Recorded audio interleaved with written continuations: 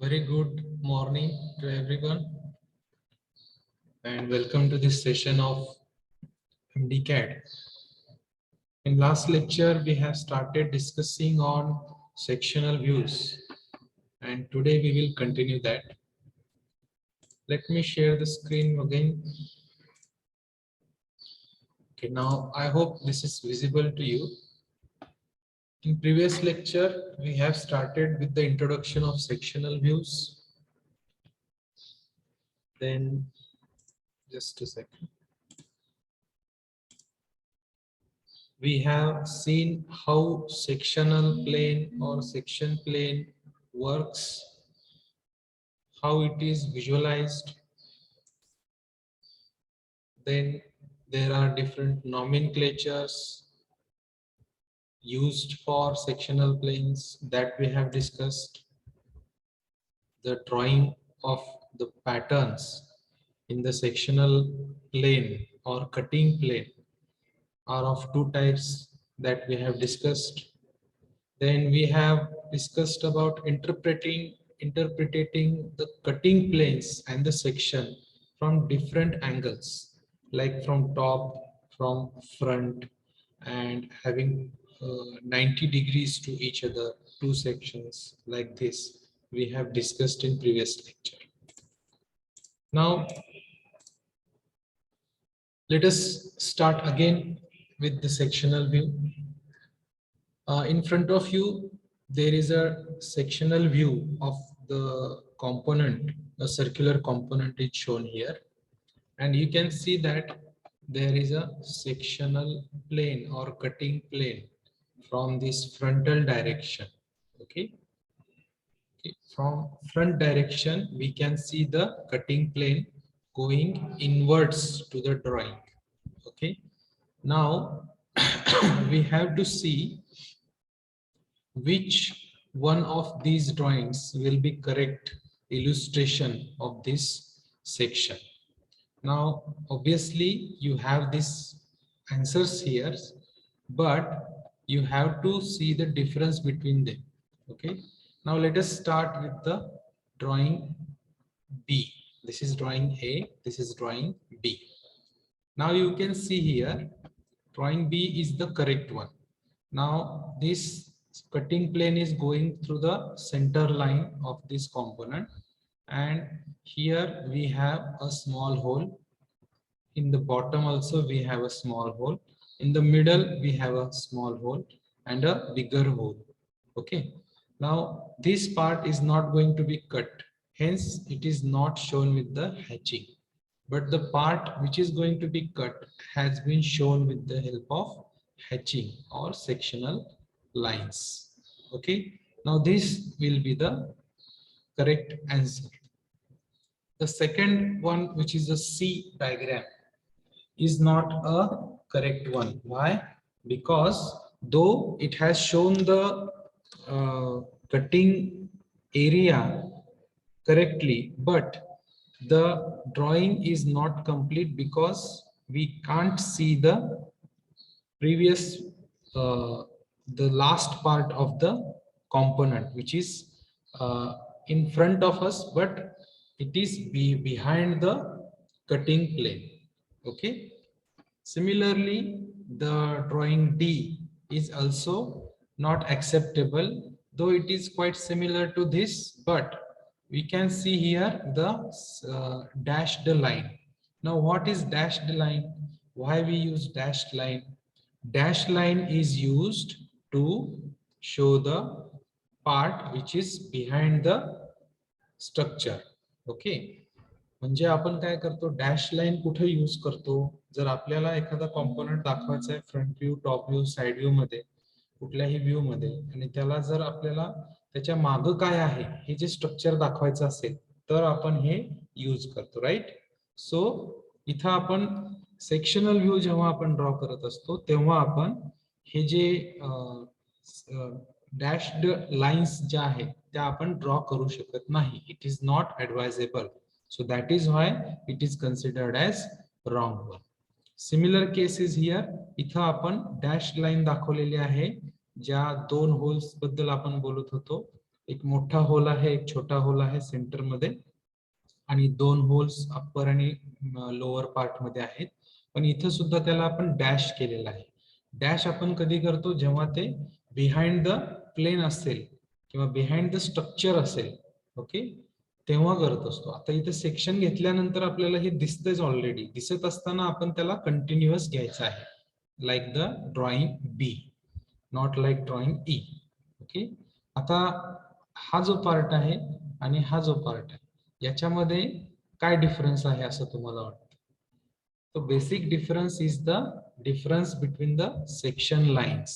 You can see this section line in the upper part is having some orientation 45 degree, and this orientation of section line in the lower part is different from the upper part. Now what does this denote? This denotes that this upper part is different and lower part is different, but actually this upper part and lower part are of same component. So what we have to use? We have to use same line or same section lines in the upper part and the lower part. Okay, so this is how we can find the errors in the sectional views. Now some principles regarding the cross hatching. Cross hatching किंवा section lines जे काय आपण draw करणार आहोत ते कसे करायचे आहेत ते आपण इथं बघू शकतो. फिगर ए, फिगर बी आणि फिगर सी. ओके, नाव जनरली लाईन्स जे आपण हॅचिंग लाईन्स म्हणतो किंवा सेक्शनल लाईन्स म्हणतो त्या ड्रॉ करण्यासाठी we have to use the lines at 45 degree with the horizontal. Now this is a horizontal line and these lines should be 45 degree. But in this case A drawing हे जे तुम्हाला दिसतंय तुमच्या screen वरती, we cannot say that this is a 45 degree line. It is not a 45 degree line. 45 degree line will be at the center of the horizontal plane and vertical plane. जेव्हा तुम्ही horizontal आणि vertical plane draw करता 45 degree exact सेंटरला येईल त्याच्या. Okay, इथं जर तुम्ही बघितलं, केअरफुली लक्ष दिलात तर तुमच्या असं लक्षात येईल की it is not 45 degree, it is less than 45 degree. Then why this is so? 45 डिग्रीची लाईन जर आपण ड्रॉ केली तर ती बी ड्रॉइंग जी दाखवलेली आहे त्याप्रमाणे दिसेल आपल्याला. It is looking like a B drawing. Okay, आता या केसमध्ये this cannot be considered as a hatching line or sectional line. Okay, it does not represent section. Okay, आता ड्रॉइंग सी जे आहे यामध्ये सुद्धा तुम्ही बघू शकता ते ड्रॉइंग जे काढलेलं आहे it is opposite 45 degree, -45 degree किंवा 45 डिग्री पासून परत 90 डिग्री घेतलं की we get the next 45 degree line. Okay, अशा केसमध्ये what is going to happen? तर अशा केसमध्ये सुद्धा आपण हे अवॉइड करू शकतो to give the hatching lines to the drawing. Okay, मग यामध्ये काय केलेलं आहे, यामध्ये ही जी कॉम्पोनंटची जे काही अँगल आहे, हा कॉम्पोनंटचा हा जो पार्ट आहे त्या कॉम्पोनंटच्या पार्टचा अँगलच 45 डिग्री आहे. त्यामुळं what we have chosen 30 degree or 60 degree or whatever the degree you can get. Okay, so generally 30, 45 at max 60 degree पर्यंत आपण घ्यायचं आहे. Okay, so start with 30 degree, 45 degree, at max 60 degrees. Okay, there should not be 90 degree angle or 90 degree lines. Okay, or 180 degree lines. Okay, 3 degree वरती आपल्याला concentrate करायचं आहे. 30 degree match होते का बघायचं, 30 डिग्री न चांगलं दिसतं का ते, 45 डिग्री बसत असेल तर उत्तमच आहे, नसेल तर 30 और 60 ला आपण जायचं आहे. So first condition is 45 degree, then go for 30 और 60 degree. I hope this is clear. Now this is a full sectional view. आपण जसं पूर्वीच्या डायग्राम मध्ये बघितलं होतं की we have to take a full sectional view of a component by using a cutting plane. Now the cutting plane is at the center part. you can see the dashed line of the cutting plane having nomenclature AA. This is cutting plane AA, and we have this direction from right to left of the screen. Okay. Now what we are going to get? We are going to remove this part and we are going to get this sectional view. Now what is the basic idea behind this full section is we have to take the full section or the complete part is being cut. पूर्ण part जो आहे तो अगदी सुरुवातीपासून end पर्यंत पूर्णपणे cut केलेला आहे. So this is the thing you should keep in mind. Full section याच्या नावावरूनच आपल्याला कळतं की काही सुद्धा आपण त्यामध्ये शिल्लक ठेवलेलं नाहीये. सगळा पूर्ण पार्ट आपण कट केलेला आहे. This is called as full section. आता फुल सेक्शन केल्यानंतर आपल्याला व्हिज्युअलायझेशन जे आहे ते फार अतिशय महत्वाचं आहे. व्हिज्युअलायझेशन कसं करतो आपण? सेक्शन घेतल्यानंतर आपल्याला कुठले कुठले एजेस दिसतील किंवा कुठले कुठले सरफेसेस दिसतील हे अतिशय महत्वाचं असतं आणि ते आपल्याला बऱ्याच वेळेस इमॅजिन करावं लागतं. So that is why engineering drawing, engineering graphics, machine drawing and CAD हे जे सब्जेक्ट तुमच्या करिक्युलम मध्ये इन्व्हॉल्व केलेले आहेत किंवा तुम्हाला देण्यात आलेले आहेत त्यामागचं कारण हेच आहे की your imagination power should be increased. आता हे जे इमॅजिनेशन पॉवर आहे याचा वापर कुठं होतो? जेव्हा तुम्ही जॉब करत असता किंवा एखादा बिझनेस करत असता. In that case whenever you want to say produce a new product और इन्व्हेंट अ न्यू प्रोडक्ट किंवा तुम्हाला एक नवीन कल्पना सुचते आणि त्यापासून तुम्हाला एखादा बिझनेस करायचा आहे अशा केसमध्ये असू शकतं किंवा तुमच्या जॉबमध्ये सुद्धा काही असे चॅलेंजेस येतात की ज्यावेळेस तुम्हाला out of the box thinking करून सोल्युशन द्यायचं असतं. तर हे जे solution out of the box thinking आहे किंवा हे जे सोल्युशन तुम्ही देणार आहात हे कशावरून येतं? तर हे इमॅजिनेशन जे तुम्ही व्हिज्युअलायझेशन चांगल्या प्रकारे करू शकता त्याला आपण कल्पना करणे म्हणतो मराठीमध्ये. तर ह्या गोष्टीपासून सुद्धा आपण हे सर्व करू शकतो. आता व्हिज्युअलायझेशन जे आहे हे फुल सेक्शनचा जर आपण इथं विचार केला, लेफ्ट साइडला तुम्ही एक ड्रॉइंग बघू शकता. आयसोमेट्रिक व्ह्यू दिलेला आहे. या आयसोमेट्रिक व्ह्यूचा आपल्याला सेंटर मधून कट केलेला आहे असं आपण इमॅजिन करतोय फ्रॉम टॉप. ओके, सेंटर मधून त्याला आपण कट करतोय आणि डायरेक्शन ऑफ व्ह्यू ही राईट साइडनं आहे म्हणजे स्क्रीनच्या राईट साइड पासून आपण त्याला बघतोय. It is the direction of view. आता इथं जर तुम्ही केअरफुली लक्ष दिलात तर आपल्याला हा जो सेंटरचा होल आहे त्याचा वरचा भाग दिसतोय, मधला भाग दिसतोय, मधला जो सेंटरचा खालच्या पार्ट मध्ये जो मोठा होल आहे किंवा जे काही कन्स्ट्रक्शन स्ट्रक्चर आहे त्यानंतर खालचा पार्ट दिसतोय जो कट झालेला आहे. म्हणजे आपल्याला 3 बेसिक सरफेसेस दिसत आहेत जे कट झालेले आहेत. कट झालेले बेसिक स्ट्रक्चर्स कुठले आहेत? तर इथं बघू शकता तुम्ही वरचा जो पार्ट आहे त्याला आपण नॉमेनक्लेचर देऊ शकतो ABCD किंवा 1 2 3. इथं 1 2 3 दिलेला आहे.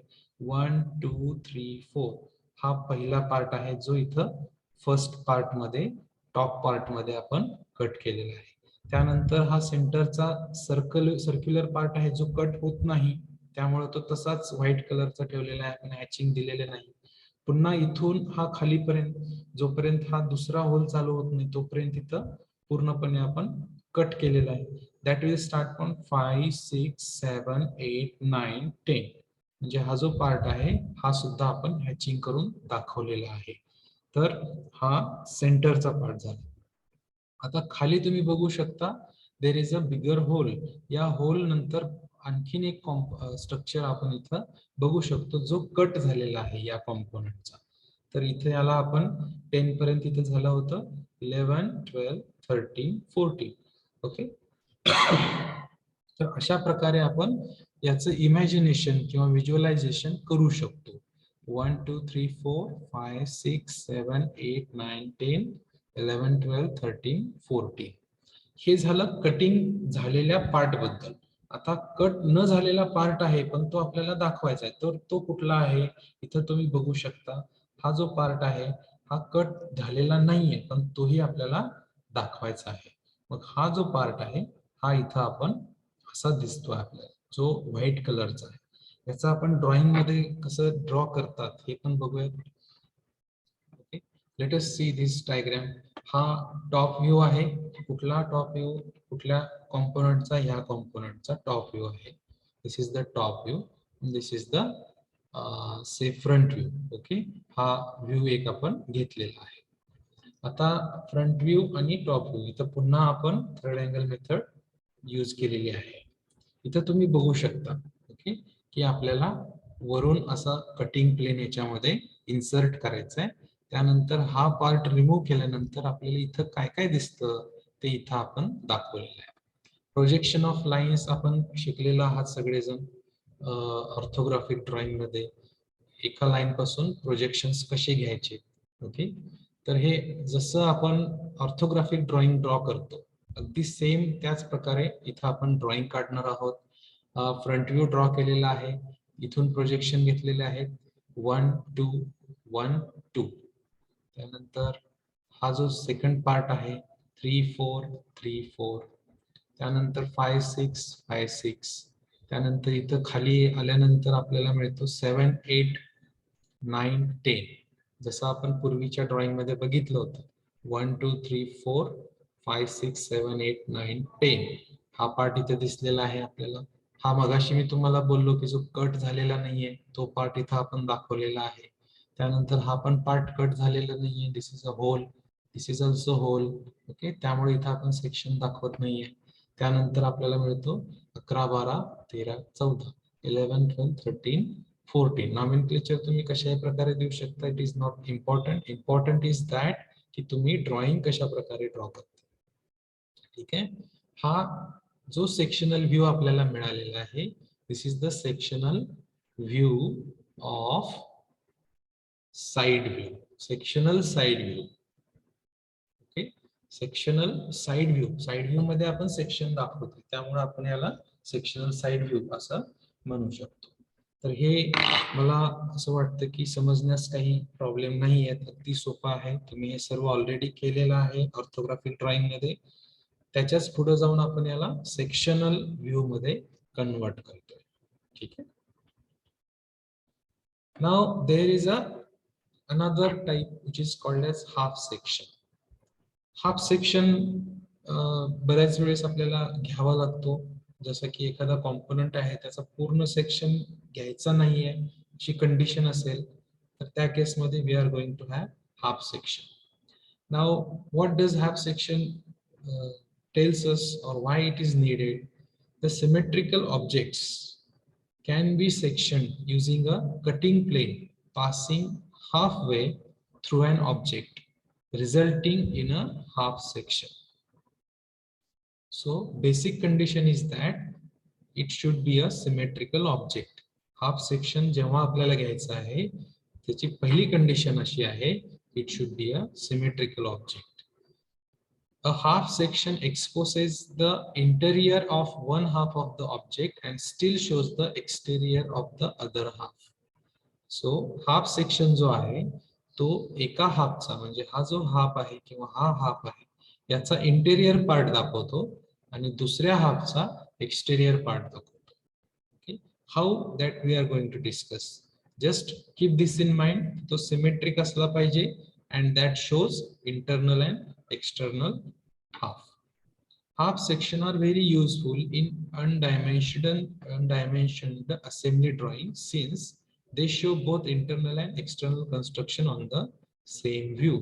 एकाच व्ह्यू मध्ये आपल्याला बाहेरचा एक्सटेरियर व्ह्यू आणि इंटरनल व्ह्यू एकाच ड्रॉइंग मध्ये दिसतो. त्यामुळं ज्या ठिकाणी असेंब्ली ड्रॉइंग्स असतात, असेंब्ली ड्रॉइंग जिथं आपण करतो त्या ठिकाणी हाफ सेक्शनचा जास्तीत जास्त यूज केला जातो. इथं तुम्ही बघू शकता हा हाफ सेक्शन दोन प्लेन्स आपण टाकलेले आहेत 90 डिग्री टू इच अदर. त्यानंतर हा पार्ट रिमूव्ह केलेला आहे. In general, hidden lines are omitted from both halves of a half section. However, they may be used in the unsectioned half if necessary for dimensioning. जसं पूर्वीच्या example मध्ये मी सांगितलं होतं ज्या ठिकाणी आपण सेक्शनल व्ह्यू दाखवतो त्या ठिकाणी we should avoid showing the dashed lines, ज्याला आपण डॉटेड लाईन पण म्हणतो. ओके, जे डॅश्ड लाईन आहेत म्हणजे ज्याला आपण हिडन लाईन सुद्धा म्हणू शकतो. ओके, त्या हिडन लाईन्स दाखवत नाही आपण कुठं, सेक्शनल व्ह्यूज मध्ये, सेक्शनल ड्रॉइंग्स मध्ये, ज्या ठिकाणी आपण सेक्शन घेतलेलं आहे. बट ज्या ठिकाणी आपण सेक्शन घेतलेलं नाही त्या ठिकाणी आपण त्याला दाखवू शकतो. हे ऑलरेडी आपण डिस्कस केलेलं आहे. ओके, सो 3 पॉइंट यामधून 3-4 पॉइंट आपल्याला यामधून कळतात. फर्स्ट, सिमेट्रिक असला पाहिजे. दुसरा, इंटेरियर दाखवतो एका पार्टचा आणि त्याच पार्टचा एक्सटेरियर पण दाखवतो. ठीक आहे. त्यानंतर we should omit the dashed line और हिडन लाईन. ओके, पण जर ते हिडन लाईन दाखवणं गरजेचं असेल तर आपण ज्या ठिकाणी सेक्शन घेतलेलं नाहीये तिथं आपण तो दाखवायचा असतो. So this is how half sections are seen. Okay, next is the broken out section. Broken out section काय म्हणतात, कशाला म्हणायचं? ब्रोकन आउट याच्या नावावरून काही समजतंय का तुम्हाला? Let us see broken out section.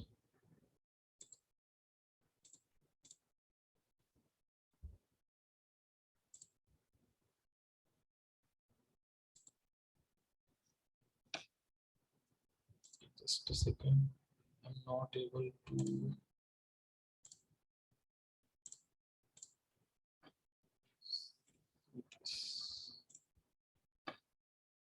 Okay.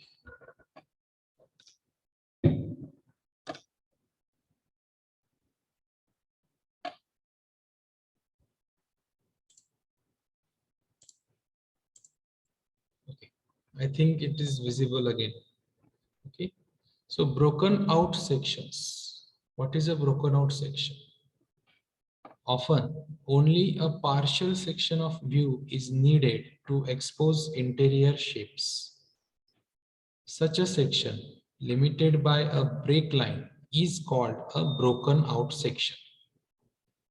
In the first figure, a full or half section is not necessary. A broken out section is sufficient to explain the construction. In the second figure, a half section would have caused the removal of half of the keyway. The keyway is preserved by breaking out around it. In this case, the section is limited partly by a break line and partly by a center line. Okay, now let us see how it is going to work. पहिलं जे drawing तुम्हाला दाखवण्यात आलेलं आहे, this is the say front view and this is say side view of that drawing.